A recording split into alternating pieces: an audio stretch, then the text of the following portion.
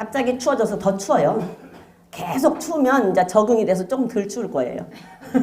근데 이제 갑자기 추워지니까 조금 더 추운데, 그래도 추운데도 이 자리에 나오신 우리 식구들 축복합니다.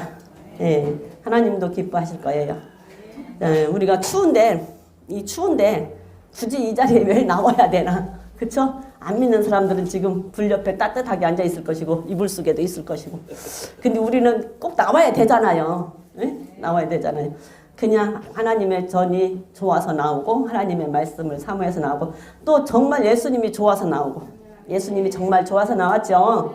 예, 예수님이 정말 좋아서 나왔어요. 오늘 찬양한 것처럼 우리 주님이 오셨어요?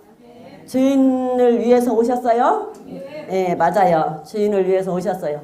처음에 근데 오셨는데 영접을 안 했어요. 지금도 영접을 안 한 분들이 많이 있죠?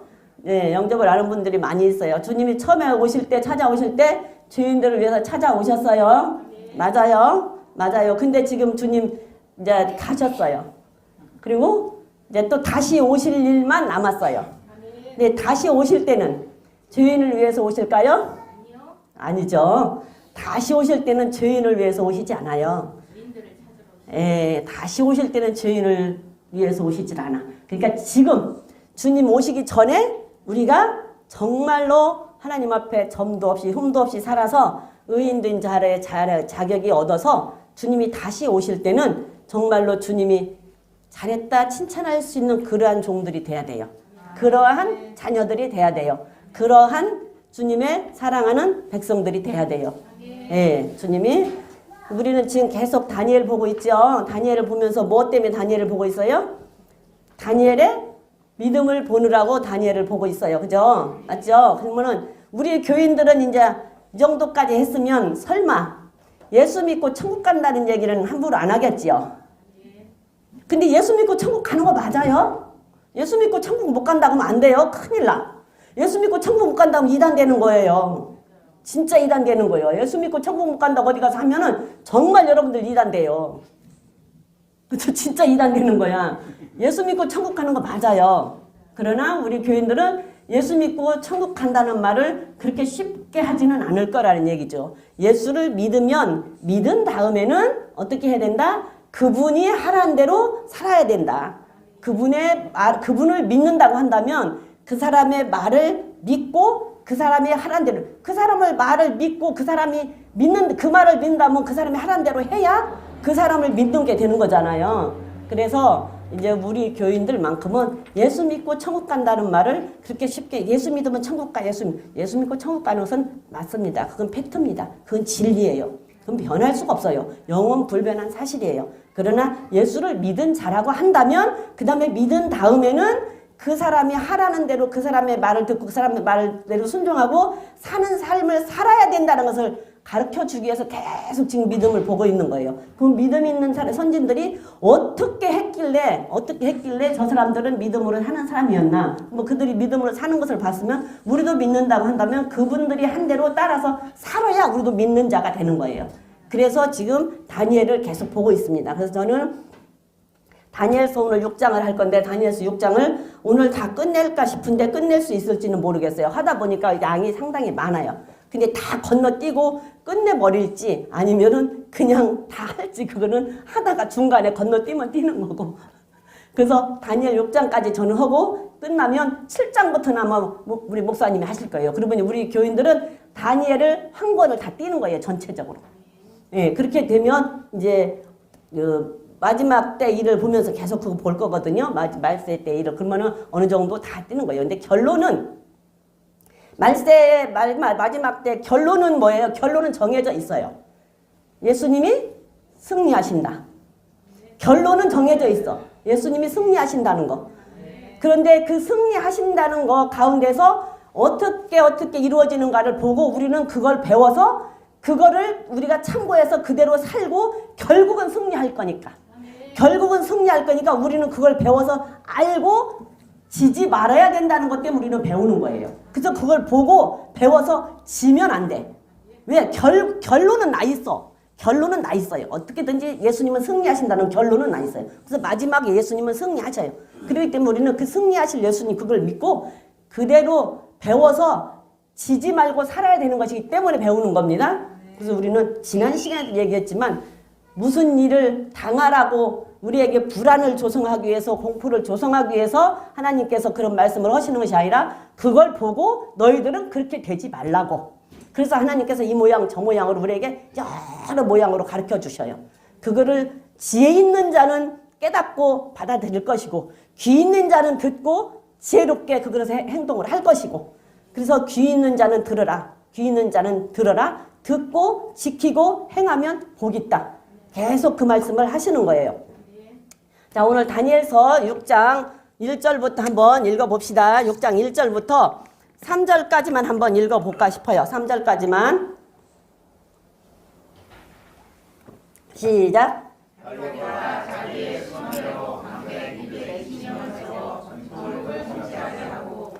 또 그들 위에 총리 셋을 두었으니 다니엘이 그 중에 하나이라. 이는 방백들로 총리에게 자기의 직무를 보고하게 하여 왕에게 손해가 없게 하려 함이었더라. 다니엘은 마음이 민첩하여 총리들과 방백들 위에 뛰어남으로 왕이 그를 세워 전국을 다스리게 하고자 한지라. 이제 벨사살 왕이 죽었어요. 교만해서 하나님의 성전 기명들을 잘못 사용해서 죽었어요. 자, 느부갓네살 왕은 교만해서 내가 이 나라를 다 내가 세웠다. 내가 만들었다. 내가 이렇게 좋은 나라를 만들었다고 내가 나를 자랑하고 나를 내세우다가 교만해서 망했어요.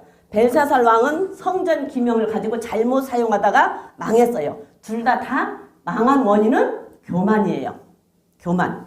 그래서 교만은 넘어지는데 앞장서고 망하는데 선두주자라고 그랬어요. 그래서 절대로 교만하면 안 돼요. 교만한 것은 넘어지는데 앞장서서 가서 넘어져. 왜 굳이 가서 앞에 가서 넘어져? 망하는데 선두주자로 쓴다니까? 굳이 왜 망하는데 꼴찌 가서 망해도 될 텐데 선두주자로 가서 망하냐고. 그래서 교만이라는 게 그렇게 무서워요. 그래서 느부갓네살 왕도 벨사살 왕도 결국은 교만해서 망했어요.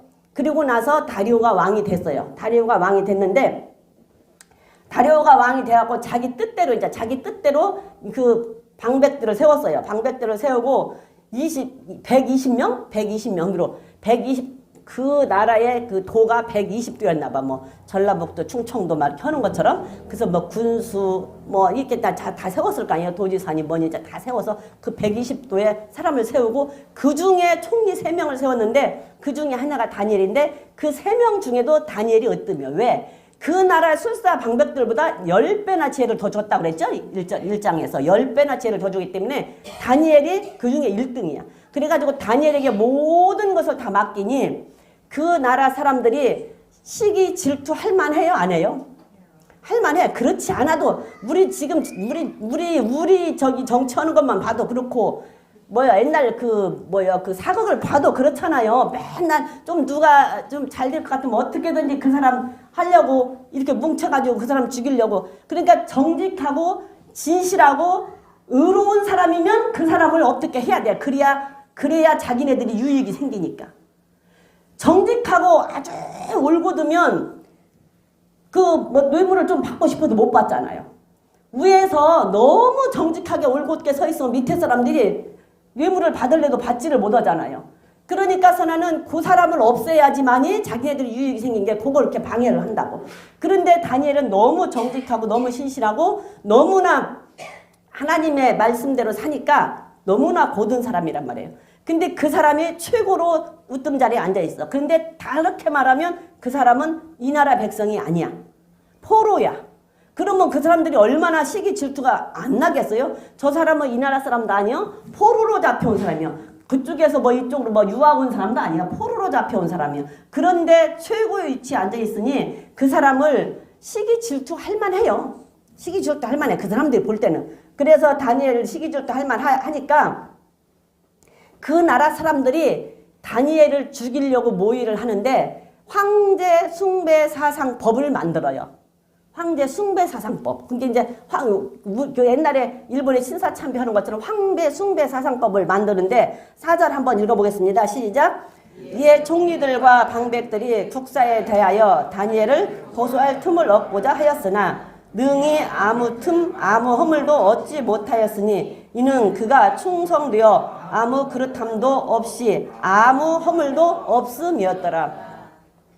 다니엘이 그렇게 모함을 받을 만도 해. 흠을 잡을래야 잡을 것이 없어. 어떤 털어서 먼지 안 나는 사람이 있냐고 우리나라 속담에 그런 말이 있어요. 그죠? 털어서 먼지 안 나는 사람이 있냐. 근데 여기서 보면 지금 다니엘은 털어도 먼지가 안 나는 사람이야. 어떤 면으로도 정말로 위에 상사에게도 굉장히 충성된 사람이었고 밑에 부하들에게도 그런 사람이었고 흠을 잡을래야 잡을 흠이 없어. 근데 흠이 있다고 하면 한 가지 흠은 있어. 다니엘은 율법 지키는 게 흠이라면 흠이에요. 이제 뒤로 보면 율법 지킨 게 흠이라면 흠인데 절대 흠 잡을 틈이 없어. 그래서 우리는 이 땅에서 살면서 우리도 이 땅에 살면서 다니엘처럼 세상에 나가서도 흠 잡힐 일이 없이 살아야 돼. 믿는 사람이라고 하면. 세상에 나가서도 흠 잡힐 일이 없이 살아야 된다고.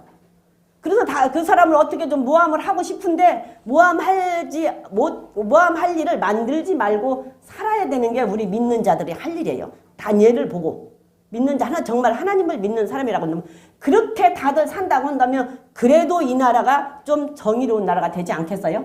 믿는 자가 많아서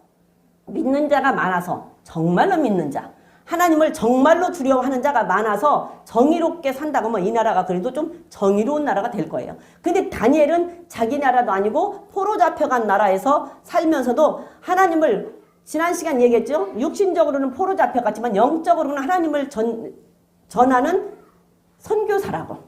그래서 그쪽 나라에 가서도 하나님을 살아계신다. 하나님이 통치한다. 하찮은 나라가 됐든 큰 나라가 됐든 하나님이 통치하지 너희들이 하는 거 아니라는 것을 지금 계속 보여주고 있는 거예요. 느부갓네살 왕에게 벨사살 왕에게 지금 다리오 왕까지. 그러니까 이제 이 사람은 흠을 잡을 틈이 없어. 그래서 우리가 한번 베드로후서 3장 한번 10절부터 14절 한번 읽어보겠습니다. 우리는 어떻게 살아야 하는지. 우리가 살면 우리가 믿는 사람이라고 하면 마지막 때에 하나님 앞에 서려면 어떤 사람으로 살아야 하나님 앞에 우리가 인정받는 삶을 살아갈 수 있는지 베드로후서 3장 10절부터 14절까지 한번 읽어볼게요. 시작.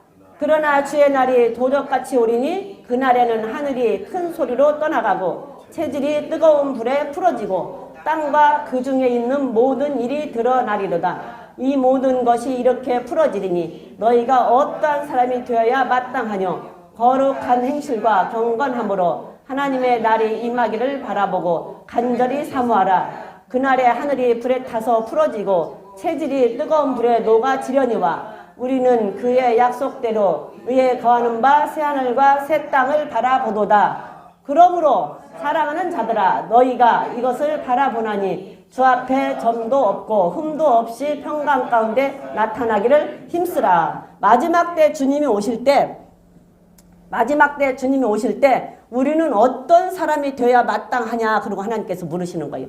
주님이 마지막 때 오실 때 너희들은 마지막 때 주님이 오실 때 어떤 사람으로 살아야 맞겠냐 이렇게 묻는 거예요. 어떤 사람으로 살아야 맞겠냐 그렇게 물으니까 하는 말이 거룩한 행실과 경건함으로 살래요. 지금 다니엘은 구별된 삶을 살고 있어요. 다른 사람들과 다른 삶을 살고 있어. 구별된 삶을 살고 있어요. 그리고 경건하게 살고 있어요.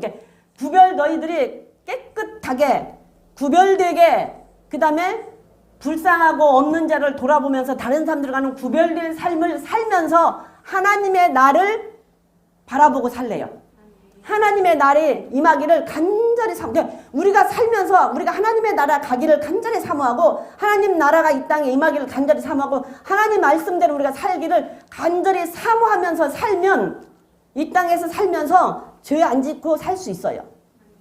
근데 그렇게 살지 못하니까 죄를 짓는 거예요. 다니엘은 정말로 구별되게 깨끗하게 경건하게 정직하게 살다 보니까 다른 사람들에게 흠잡힐 일이 없어. 세상적으로 그 사람들이 볼 때도 흠잡을 일이 없고 다시 말하면 하나님이 볼 때도 흠잡을 일이 없어요. 세상 사람들이 볼 때는 흠잡을 일이라고 하면 하나가 있어. 율법 지키는 거. 근데 다시 바꾸면 하나님이 볼 때는 율법을 지켰으니 흠을 잡을 일이 있어요 없어요? 없지요. 그러니까 하나님 앞에서도 흠 잡힐 일이 없고 세상 사람에게도 세상 사람은 율법 지킨 것이 흠을 하고 잡으면 잡을 수 있지만 그것 빼놓고는 흠잡을 일, 도덕적으로는 흠잡을 일이 없어. 도덕적으로는 흠잡을 일이 없어요.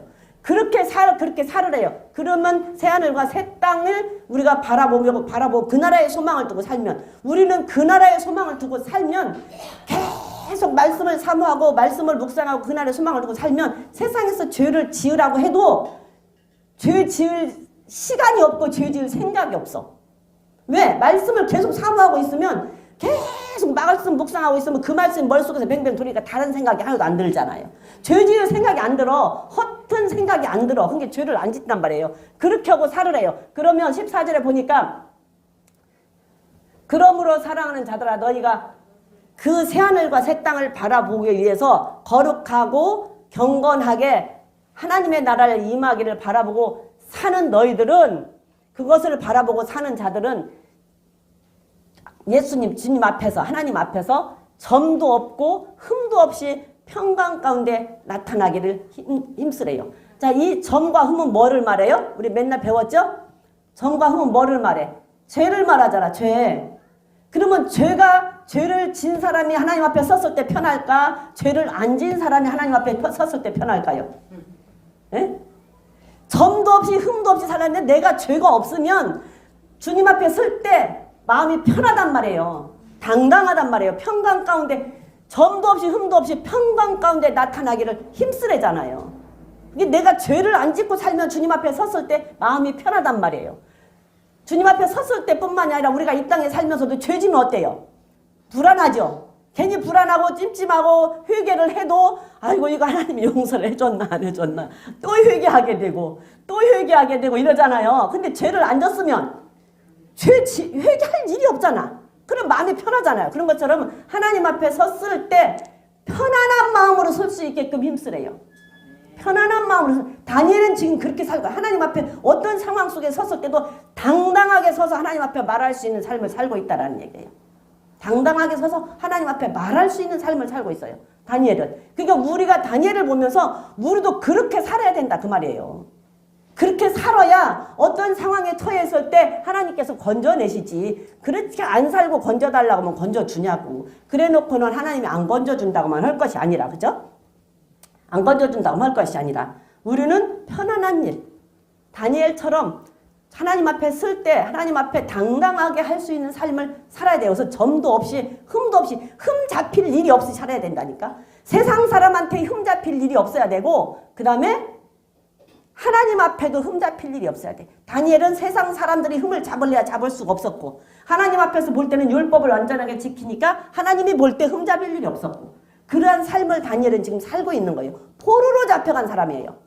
우리처럼 지금 우리나라에서 살고 있는 게 아니에요. 포로예요. 포로인데 그렇게 살 수 있다는 것은 얼마나 하나님을 신뢰하고 하나님을 믿고 당당하면 그렇게 살겠어요. 죽으면 죽으리라지.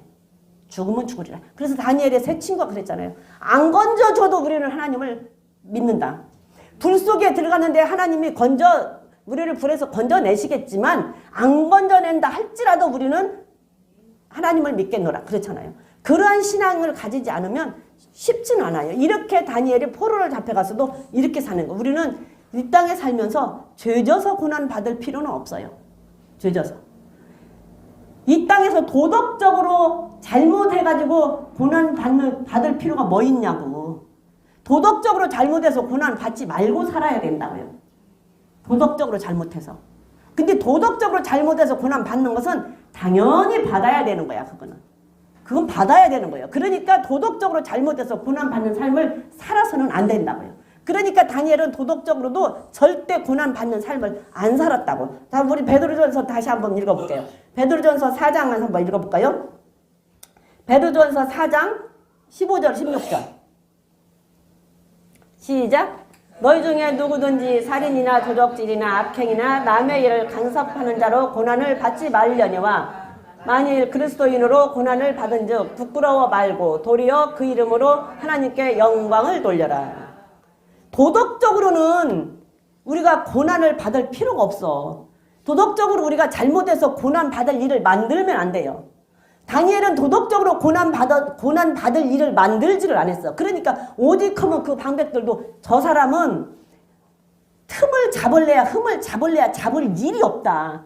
단지 한 가지 율법 때문에 그것으로 흠잡지 않으면 잡을 것이 없다라는 얘기야. 도덕적으로. 율법으로 흠을 잡지 않으면 저 사람에게서는 잡을 길이 없다라는 얘기예요.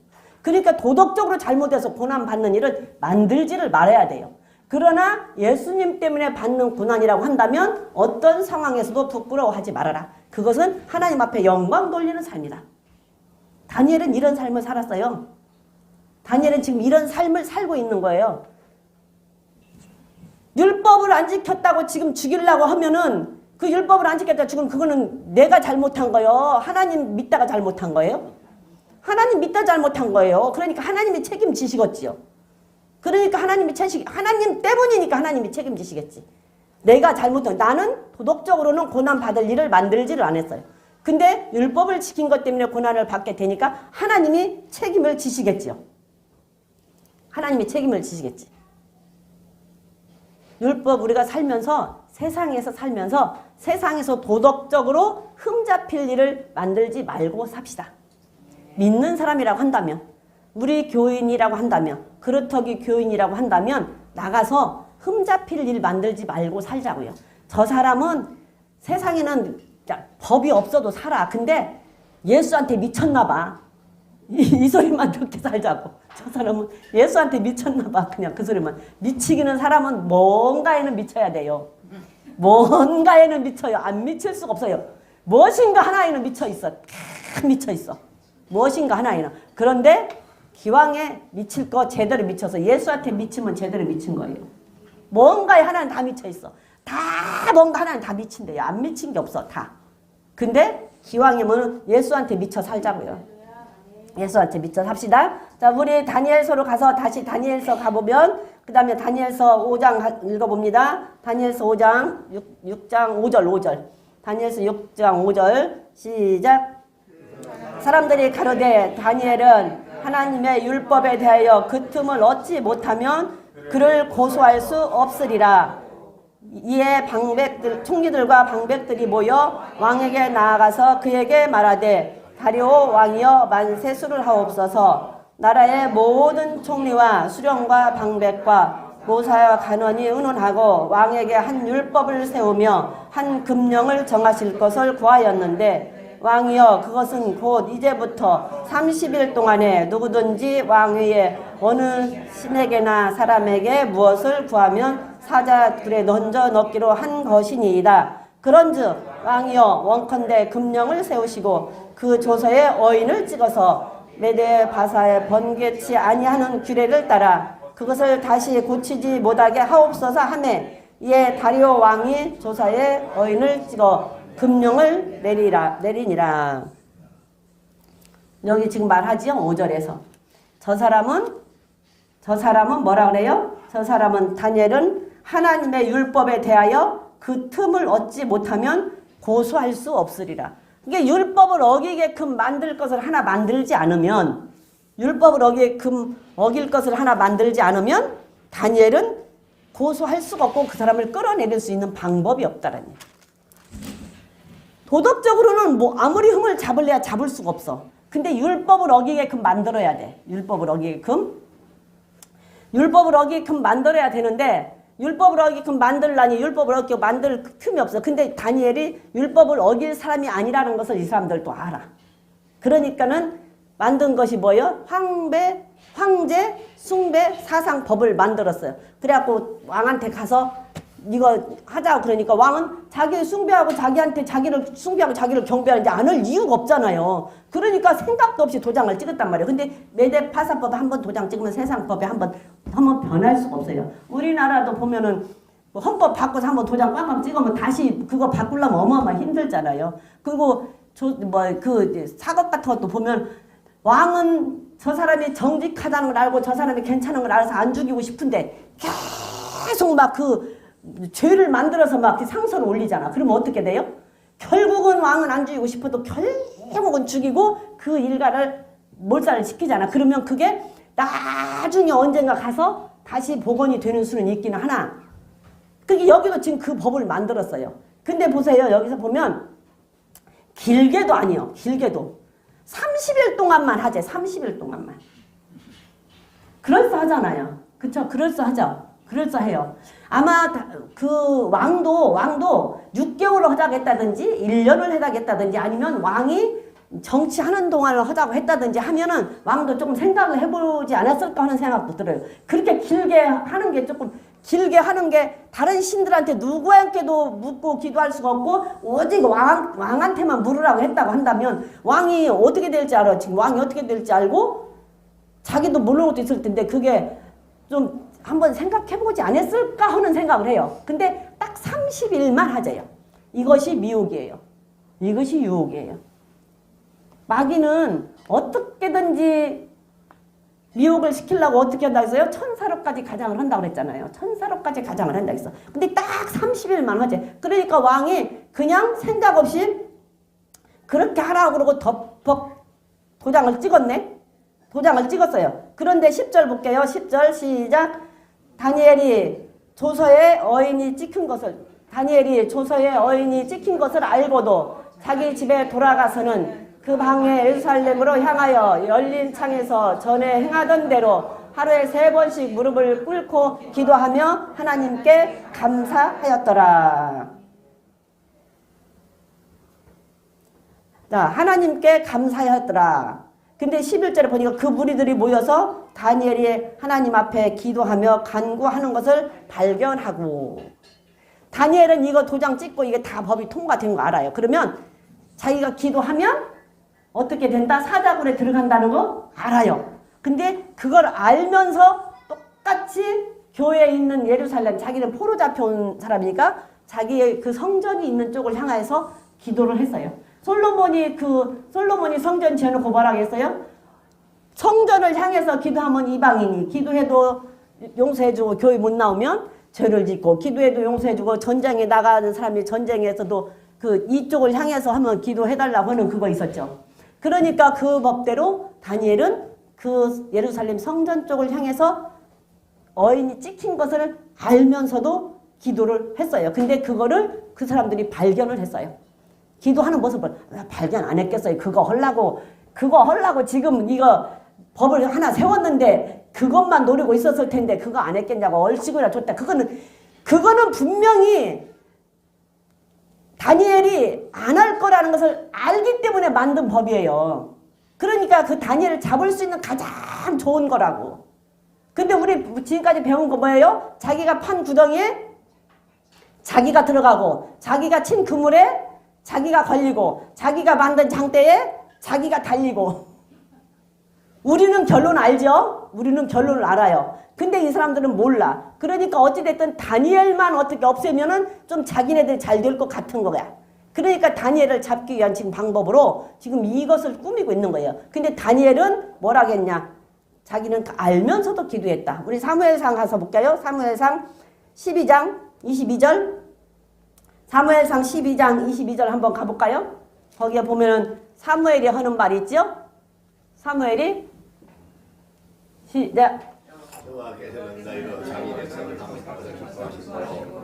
그 크신 이름을 인하여 자기의 백성을 버리지 아니하실 것이요, 나는 너희를 위하여 기도하기를 쉬는 죄를 여호와 앞에 결단코 범치 아니하고 선하고 의로운 도로 너희를 가르칠 것이라. 나는 너희를 위하여 기도하기를 쉬는 죄를 여호와 앞에 결단코 범하지 아니하겠다. 사무엘이 하는 말 유명한 말이죠.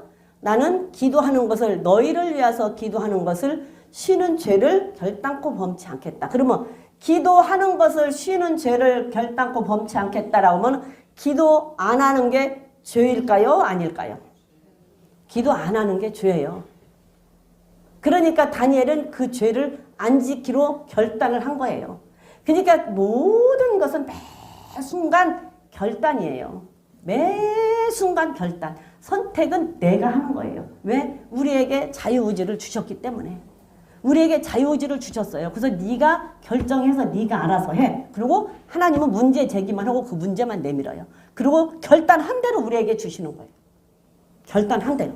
그러니까 기도하는 것을 쉬는 죄를 범치 않겠다라는 얘기는 기도를 하지 않는 것은 죄라는 얘기예요. 근데 다니엘은 그 죄를 안 짓겠다라고 결단을 하고 기도를 한 거예요. 하나님 앞에 그 죄를 안 짓겠다라고 결단하고 기도를 했어요. 기도하는 죄를 쉬지 않겠노라. 그래서 그 죄를 안 지키려 다니엘은 결단을 하고 하나님 앞에 간구하고 기도한 거예요. 데살로니가전서 5장에 가볼까요? 데살로니가전서 5장에 항상 기뻐하라, 쉬지 말고 기도하라, 범사에 감사하라. 한번 데살로니가전서 5장 한번 읽어보자고요. 우리는 이 말씀은 그냥 다 눈 감고 외우는 말씀이에요. 시작. 항상 기뻐하라, 쉬지 말고 기도하라, 범사에 감사하라. 이는 그리스도 예수 안에서 너희를 향하신 하나님의 뜻이니라. 하나님의 뜻이래요. 그러면 기도를 안 한다는 얘기는 하나님의 뜻을 범한다라는 얘기겠죠. 기뻐하지 않는다는 얘기는 하나님의 뜻을 범한다는 얘기겠죠. 감사하지 않는다는 것은 하나님의 뜻을 범한다는 얘기죠. 여기서 어떤 것이 가장 하기가 어려운가요? 네? 무엇이 하기 어려워요? 가장 쉬운 건 뭐예요? 가장 쉬운 건? 다 어렵네요. 다 어렵죠. 다 어려워요. 다 어려워. 근데 하나님이 하라고 했기 때문에 우리는 어때요? 해야 돼요. 해야 돼. 근데 자 항상 기뻐하라. 그러면은 항상 기뻐하래요. 그러면 기뻐할 일이 있건 없건 기뻐해야 돼요. 지금 다니엘이 사자굴 속에 들어간대요. 근데 기뻐해야 되는 거야. 사자굴 속에 들어갔는데 기뻐할 사람이 어디가 있어요? 삼식이지. 삼식이래요. 삼식이. 장로님 말씀에 삼식이래. 장로님 말씀이 삼식이래요. 사자굴 속에 지금 들어간다는데 기뻐할 사람이 어딨냐고. 근데 기뻐하래 하나님은. 그럼 우리는 어떻게 해야 돼요? 우리는 기뻐할 수 있어요? 사자굴 속에 들어간다 그러면 미리 벌벌 떨려서 기도도 안 나올 것 같아. 기도도. 그냥 아무 소리도 못하고 그냥 이 책상 밑에 들어가서 하나님 나 살려달라고 소리밖에 더 하겠어요? 근데 하나님은 항상 기뻐하래요. 그리고 쉬지 말고 기도하래요. 기도하래요. 뭐 쉬지 말고 기도하라는 얘기가 뭐 밥도 먹지 말고 잠도 자지 말고 뭐 24시간 기도하라는 얘기는 아니고 그냥 일상생활 속에서 우리 삶 자체가 기도하는 삶이에요. 항상 말씀 묵상하고 내 마음에 하나님 그 말씀 계속 묵상하고 하나님과 기도하면 그게 기도하는 거예요. 근데 기도를 하지 않는다라는 얘기는 하나님과 대화가 끊어진다는 얘기예요. 기도는 뭐예요? 영적인 호흡이라고 했잖아요. 하나님과 대화예요. 기도를 하다 보면 하나님 기도를 하다 보면 어떤 때는 꼭 대화하는 것처럼 이 얘기 될 때가 있어요. 그냥 대화하는 것처럼 뭐 생각이 나잖아요. 그러면 또 계속 얘기하다 보면 대화하는 것처럼 그럴 때가 있다. 그러면 기도는 영적 호흡이라기 때문에 기도는 하지 않는다라면 대화가 끊어진다라는 얘기예요. 그러면 일상생활에서 우리가 부부간에도 부부간의 대화가 끊어지면 어떻게 돼요? 남남이죠. 그렇지. 남남이죠. 대화가 끊어지면 남남이죠. 대화가 끊어지면 관심이 없다라는 얘기예요. 그렇죠? 집안에서 대화가 끊어지고 집에 들어왔는데 너 본체 만체 들어왔나 보다 나갔나 보다 이러고 있으면은 그게 남이지 부부가 아니잖아요. 가족이 아니잖아요. 그게 남이에요. 그러니까 하나님과 관계도 기도를 하지 않는다라는 얘기는 하나님과 관계가 끊어져서 멀어진다라는 얘기야. 그러니까 하나님은 계속 하나님하고 이 얘기를 하고 알아야 하나님도 뭔지를 알죠. 근데 하나님이 모르는 것은 아니에요. 알아. 다 알아. 그렇지만 그래도 우리 입을 통해서 하나님 듣기를 원하시니까 하나님한테 얘기하면 이 얘기를 한단 말이에요. 부부간의 일도 집에 있으면서 자식 뭐 한 거 어쩐 거 물론 몰라서 알려주는 것도 있지만 다 모르나요? 알고 있어도 서로 어떻게 할 거냐고 의논하고 이런데 어쩌냐고 의논하고 하잖아요. 그런 것처럼 하나님도 아셔. 하나님은 우리의 모든 것을 다 아셔. 모르는 게 없어. 오직은 머리카락까지 다 세고 있다는데 모르겠어요? 다 알아요. 그럼에도 불구하고 우리가 하나님 앞에 말하기를 원하는 거예요. 그래서 대화하기를 원하세요. 그래서 대화가 끊어진다는 얘기는 기도를 안 한다는 얘기는 하나님과 멀어진다라는 얘기예요. 하나님과 멀어지면 결국은 어떻게 돼? 결국은 죽어. 하나님과 멀어지면. 하나님과 멀어지면 결국은 죽는다니까. 멀어지면. 그렇기 때문에 쉬지 말고 기도하라는 얘기예요. 항상 하나님과 대화하기를 원해요. 쉬지 말고. 그리고 항상 범사에 감사하라. 범사에 감사하라는 말도 항상 감사하라는 얘기예요. 그러면은 감사할 일이 있어서 감사할 수도 있고 감사할 일이 없어도 감사하래요. 감사할 일이 없어도 하나님은 우리의 생각과 하나님의 생각은 다르기 때문에 하나님께서는 무슨 계획이 있고 우리를 향하신 하나님은 뭐가 있기 때문에 그래도 감사하라는 얘기예요. 왜? 우리에게 손해볼 일은 아니니까. 근데 감사할 일이 있어서 감사는 할 수 있지요. 감사할 일이 있으면 감사할 수 있어요. 근데 감사할 일이 있어서 감사하는 것을 못하는 사람이 있을까요? 감사할 일이 있는데도 감사 못한다면 그거는 아마 사람은 아닐 거예요. 사람은 아니야. 내가 지금 잘 나가서 잘 살고 있어요. 감사하잖아요. 그쵸? 감사해요. 남들보다 훨씬 맞으면 이렇게 풍요롭게 잘 살아요. 그 감사할 일이잖아요. 그 감사할 일이야. 그러면 우리는 감사하다고 생각을 하는데 어떤 사람은 우리 풍요롭게 잘 살고 있는데 그게 감사로 느껴지지가 않는 사람도 있어요. 왜 그러냐 그러니까 원래 나는 이렇게 살았던 것이기 때문에 그게 감사할 일이 아니래. 어떻게 하면 그럴 수 있을까? 어떻게 하면 그 생각이 들까? 나 그게 의심스럽다고. 저 머릿속에 뭐가 들었나 한번 들어가 보고 싶더라고. 그냥 원래 잘 사는 거니까 감사할 일이 아니라는 거지. 원래 사는 거. 내가 느닷없이 지금 잘 됐으면 감사할 수 있는데 원래 잘 사는 거니까. 근데 원래 잘 살 수 있으니까 더 감사해야 되는 거 아니에요? 원래 잘 살 수 있으니까. 네. 근데 원래 잘 살으니까 그 감사할 일이 아니라는 거야. 그 마음이 얼마나 교만해서 그럴까, 몰라서 그럴까, 무지해서 그럴까.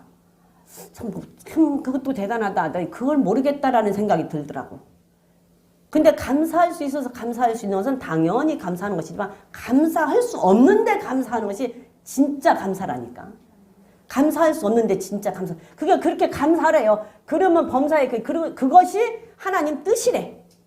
하나님 뜻. 뭐 더 이상 말할 거 뭐 있어. 이게 하나님 뜻이라는데. 하나님이 이렇게 하는 것이 하나님의 뜻이라. 하나님이 딱 정해놓고 이렇게 해라. 이거 내 뜻이다. 그러는데 어떻게 할 거예요? 그러면 그렇게 하라고 할 때는 뭔가 있기 때문에 그렇게 하라고 그러는 거지. 이렇게 해야 우리에게 도움이 있기 때문에 이렇게 하라는 거예요. 감사하지 않고 맨날 그것만 생각하고 우울해하고 있으면 어떻게 할 건데. 근데 감사로 바꾸면 감사할 조건이 있어. 그잖아요.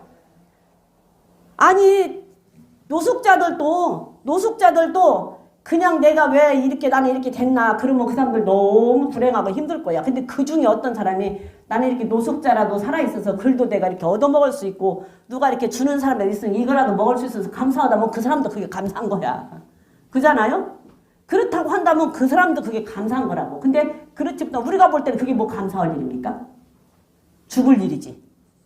죽을 일이요 그거. 죽을 일이지 감사할 일이 아니야. 근데 그 사람 입장에서는 만약에 그 사람이 그렇게 생각했다고 한다면 그 사람에게는 그것도 감사할 일일 거라고. 먹을 수 있다라는 것만 갖고도. 아마 따뜻하게 겨울에 이 추운 겨울에 그거 히터 뒤에 거기 가서 자는 사람들이 많대요. 전철역 뒤에. 근데 그 자리 가서 차지하고 자는 사람은 아이고 내가 여기 와서 내가 먼저 차지하고 자는 게 이것도 감사하다. 이렇게 생각하는 사람도 있지 않겠어요? 나 갑자기 지금 생각난 건데. 그 감사할 일이 아니에요. 우리가 생각할 때는 죽을 일이지. 근데 그 사람한테는 그것도 감사할 일일 수 있다는 얘기예요. 그렇기 때문에 범사에 감사를 모든 일에 그냥 감사하래. 그게 하나님의 뜻이래요. 하나님의 뜻으로 정했는데 우리가 무슨 말을 하냐고.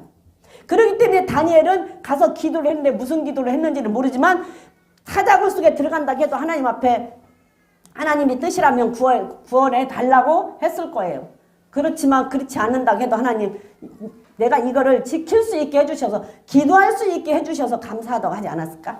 그렇죠? 하나님께 감사했다고 했으니 그렇게 했으니 감사하다고 하나님 앞에 기도를 했을 거예요. 자, 다니엘서 6장으로 다시 가서 6장 12절부터 한번 다시 읽어볼게요. 6장 12절부터 13절까지 읽어봅니다. 시작.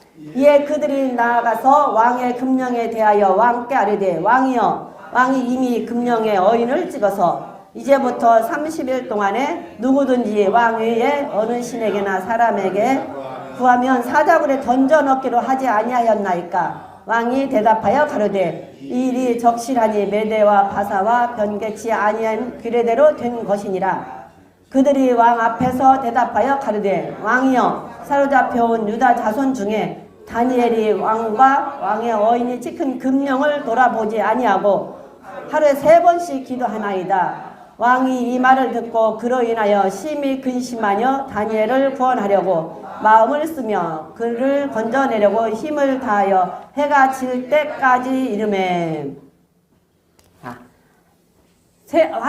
하루에 기도하는 것을 보고 왕한테 가서 그것도 가서 그냥 다니엘이 기도했어요. 그러니까 다니엘 잡아넣어야 돼요. 이렇게 안 했어요. 그렇게 안 했어. 그렇게 안 하고 왕한테 구하지 않고 다른 사람한테 구하면 타자 굴속에 집어넣기로 왕이 다 어인 찍어서 그렇게 법으로 정하지 않았습니까? 그게 왕이 그렇게 정했지? 그렇게 정했지? 그거 당연히 그렇게 한 거지? 이렇게 말을 한 거예요, 왕이. 그러니까 그때사 그 다니엘이 왕이 신임하는 다니엘이 왕한테 하지 않고 그걸 뻔히 알면서도 하루에 3번씩 기도했다고 그렇게 고자질을 한 거예요. 하루에 3번씩. 그러니까 왕이 굉장히 근심했다 그랬어요. 왕이 굉장히 근심했다 그랬어요. 여기서 근심했다 그 얘기는 심히 불쾌하게 생각했다 그 뜻이에요. 근데 그 근심했다라는 얘기는 쭉 이 글로 봐서 다니엘이 기도한 것 때문에 근심하고 불쾌한 것이 아니라 얘네들이 와서 말한 자체가 기분 나쁜 거야 지금. 이제 그때 다 왕이 알았나 봐. 아 다니엘을 고자질 하려고 했구나 하는 것을 알고 그 와서 다니엘이 그랬다고도 안 하고 그걸 재차 확인을 다시 한번 하고 그 다음에 다니엘을 고자질을 한 거예요. 그러니까서 나는 왕이 딱 그거는 변할 수 없는 법이니까 어떻게 할 길이 없으니까 다니엘을 구원하려고 이궁이 저궁이 해봐도 그 법을 바꿀 길이 있어요? 없어요? 법을 바꿀 길이 없는 거예요. 그러니까 밤새 와서 왕이 마음을 쓰며 그를 건져내려고 힘을 다함에 해가 질 때까지 있었다고 그러잖아요. 해 질 때까지 근심을 하고 별짓을 해도 이게 안 떠올라. 떠올르지가 않아. 그러니까 근심했다고 그랬어요. 근심했다고. 그러면서 왕 앞에 나와 왕께 말씀하시되 왕이여 메대 바사에 규례를 아시거니와 왕이 세우신 금령과 법도는 변개하지 못할 것입니다. 다시 한번 못 박는 거예요. 다시 한번. 이렇게 지금 다니엘을 꼼짝달싹 못하게 엮었어요. 꼼짝달싹 못하게. 왕도 왕이지만 그 법을 왕 마음대로 바꿀 수가 없으니까 왕도 꼼짝 못하게 엮고 다니엘도 꼼짝 못하게 엮어서 결국은 죽어야 되는 거예요. 사자 굴속에 들어가는 것은 정해져야 되는 거예요. 정해져야 돼요. 시편 한번 가볼게요. 시편 34편 34편 15절부터 한번 읽어보겠습니다. 시편 34편 15절부터 시작. 여호와의 눈은 의인을 향하시고 그 귀는 저희 부르짖음에 기울이시는도다. 여호와의 얼굴을 행악하는 자를 대하사 저희의 자취를 땅에서 끊으려 하시는도다. 의인이 외침에 여호와께서 들으시고 저희 모든 환난에서 건지셨도다. 의인이 외침에 저희의 모든 환난에서 건지셨대요. 그리고 여호와의 눈은 어디를 향한다고요? 의인을 향하신대요. 그 귀는 부르짖음에 귀를 기울이신대요. 그러니까 믿는 자가 하나님 앞에 기도하면 하나님께서는 그 모습을 보시고 그 귀는 그 의인의 부르짖음에 귀를 기울이시는 거예요. 그래서 의인은 건져 주시는 거예요. 모든 환난에서 의인을 건지신대잖아요. 죄가 없는데 죄를 받게 하시면 하나님이 건지신다니까. 우리 출애굽기에서 봤죠. 출애굽기에서 봤잖아요. 출애굽기에서 이스라엘 백성들 출애굽할 때 뭐라고 그랬어요? 하나님이 이스라엘 백성들이 막 너무 힘든 노동에 막 힘들게 부르짖으니까 하나님이 저희들의 부르짖는 소리를 내가 들었고 그들이 고통당하는 것을 내가 보았고 그래서 내가 내려갔다. 그래서 그들을 건져낼 거다. 제가요 감기가 심하진 않고 뭐 열도 없고 없는데 목만 간질간질해. 목만 간질간질하고 지금 말하니까 목이 자꾸 말라. 그래갖고 어쩌다 기침 한번 하면 기침을 심하게도 안 하고 어쩌다 기침 한번 하면 뭐라고 해야지? 기침 그렇게 오래 한 사람 어떻게 얼마나 힘들까 몰라. 어쩌다 기침 조금 하면 하면 여가 아파 여가 아프면서 목까지 이렇게 해서 그래갖고 지금 계속 목이 간질간질하고 목이 자꾸 달라붙어.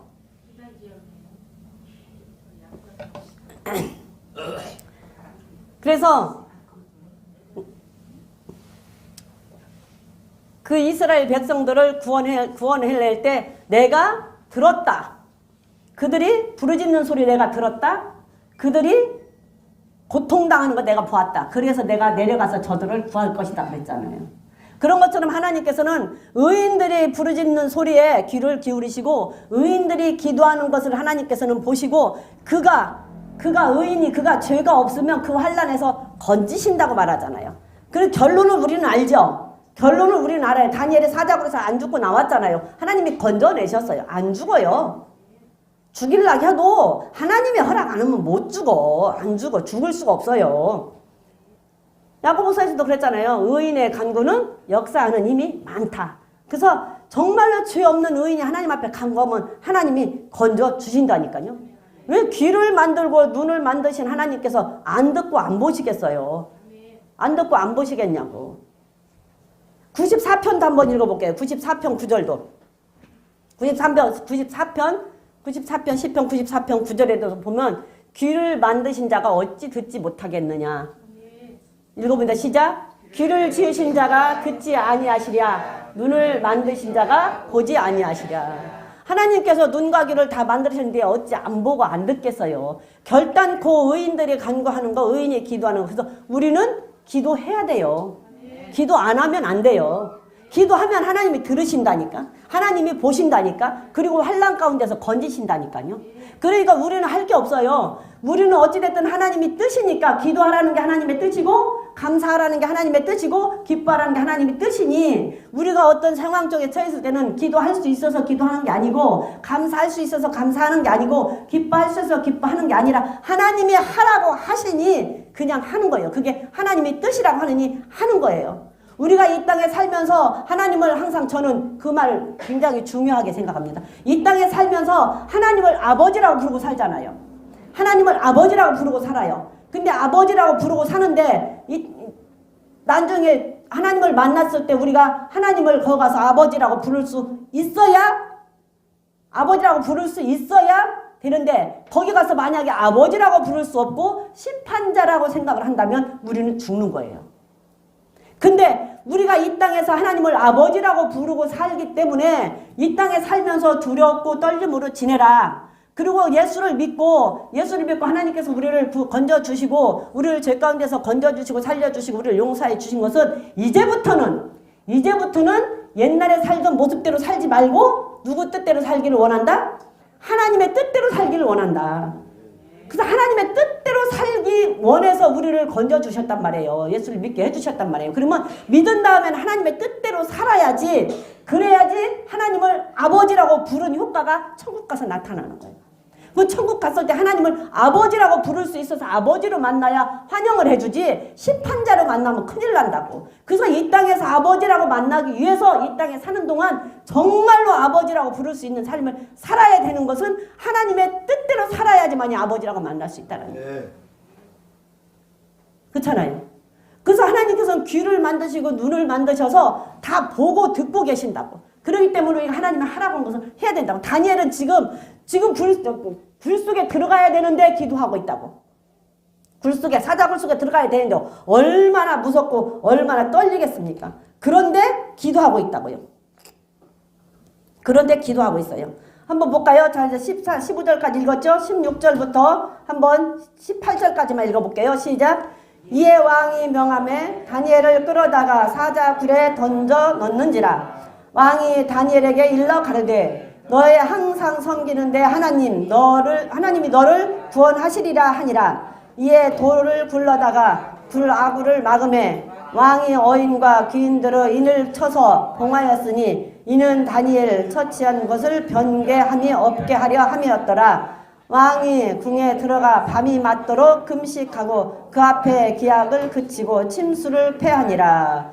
자, 이에 왕이 명하여 다니엘을 끌어다가 사자굴에 던져 넣는데요. 그러면서 왕이 하는 말이 너의 항상 섬기는 내 하나님이 너를 구원하실 것이다. 왕이 어떻게 할 길이 없어.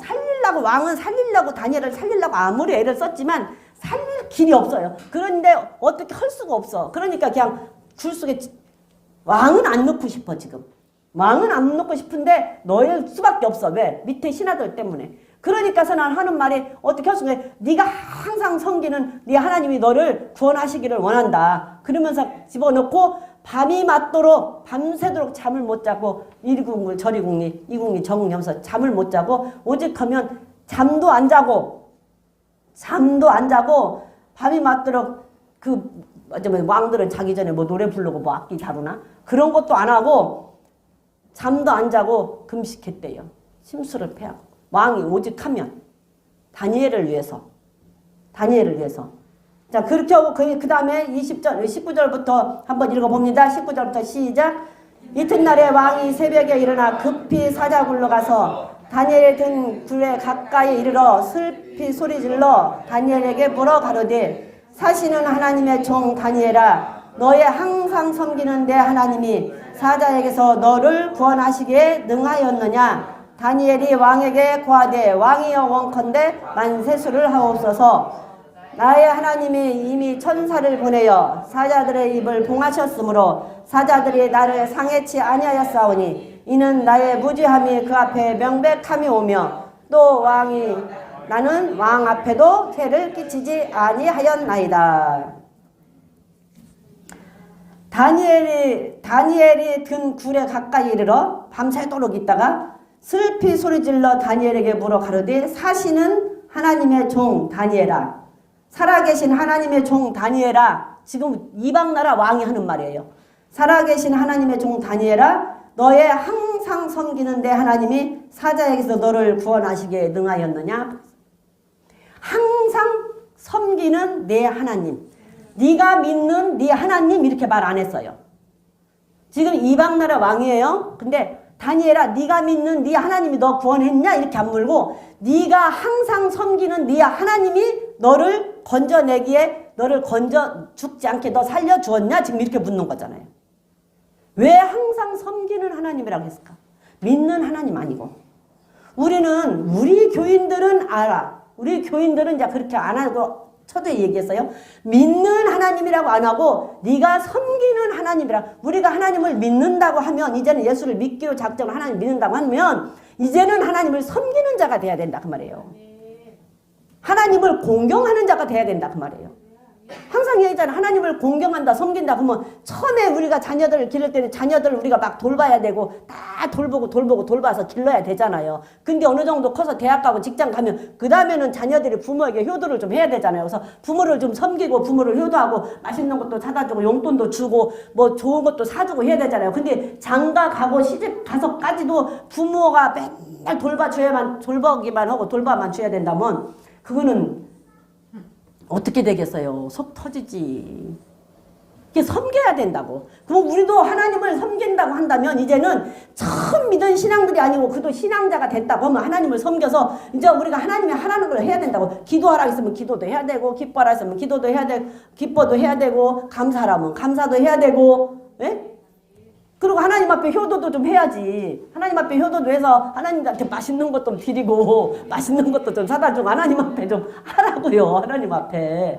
그래야 되는데 그렇지 않고 맨날 주세요만 하니까 얼마나 하나님도 속 터지겠지. 주세요 소리 아니면 기도할 것이 없어. 그렇잖아요? 주세요 소리 아니면 기도할 것이 없지. 10년 믿은 사람, 1년 믿은 사람, 30년 믿은 사람 똑같아. 기도는 하나님 주세요. 이것 주세요. 저것 주세요. 돈 주세요. 우리 아들 직장 주세요. 우리 아들 배우자 주세요. 집 주세요. 뭐 좋은 직장 허락해 주세요. 뭐 전부 그거요. 10년 믿은 사람, 1년 믿은 사람, 30년 믿은 사람 죽을 때 돼도 아마 그 기도일 거야. 죽을 때 돼도. 근데 다니엘은 그렇지 않았나 봐요. 그러니까 여기서 네 섬기는 네 하나님 그랬잖아요. 섬기는 내 하나님. 결국 다음 시간까지 해야 되겠네요. 말라기 한 장만 읽어보고 마치고 다음 시간에 해야 되겠다. 말라기 3장 16절 한번 볼게요. 말라기 3장 16절. 믿는 하나님, 네가 믿는 하나님 이렇게 말하고 네가 섬기는 하나님 그랬어요. 믿는 자와 섬기는 자는 엄연히 다릅니다. 믿는 자와 섬기는 자는 달라요.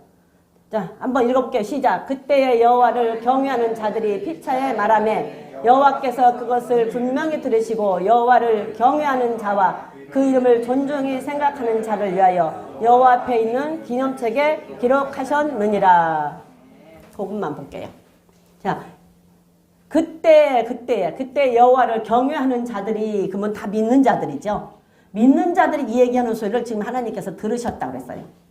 믿는 자들이 이 얘기를, 우리가 믿는 자들이 이 얘기를 하나님께 들으시고, 우리가 교회에 나와서 우리가 하는 얘기를 하나님 매번 들으신다고. 매번 들으시고 다 적어. 하는 모습 보고 매번 우리가 교회 나와서 하는 얘기 듣고 다 적어. 그리고 바깥에 나가서도 믿는 자들이 모여서 하는 얘기도 다 적어. 그런데 너무 우리는 알지만 너무 몰라요. 너무 몰라. 그래갖고 그냥 진짜 그야말로 교회 나가면 다 천국 가요. 교회 나가면 다 천국 가니까 그냥 나가서는 그냥 뭔 말이든지 다 하고 뭐든지 할 것 다 하고 그리고도 교회에 나오면 그 다 천국 가. 다 천국 가. 누구는 뭐 할 것 없습니다. 나가보면 목사는 왜 그렇게 받아갖고 목사 사무들도 많고 목사들도 많고 왜 그러고 있는지 나는 알 수가 없어. 그 하나님이 과연 기뻐하실까? 먹고 살기 위해서도 마찬가지고 너무 몰라. 근데 그 사람들이 하는 말을 다 하나님이 들으셨대요. 분명히 들으셨대. 분명히 들이고 여호와를 경외하는 자와 그 이름을 존중히 생각하는 자를 위하여 여호와 앞에 있는 기념책에 기록. 여호와를 경외하는 자, 두렵고 떨림으로 섬기는 자와 그 이름을 존중히 여기는 자를 그 앞에 있는 기념책에 기록했대요. 근데 우리 계속해서 보면 책들이 나오잖아요. 책들. 행위책과 생명책이 나오잖아요. 이게 생명책이 있고 행위책이 있는데 행위책에서는 악행을 기록하는 책과 선행을 기록하는 책이 갈린다 그 말이에요. 악행을 기록하는 책은 심판하기 위해서 기록할 것이고 선행을 기록하는 책은 뭐 하기 위해서 기록한다고요? 기념책에 기록하는 건 기념해 주려고 기록하는 거예요. 상 주려고 기록하는 거예요.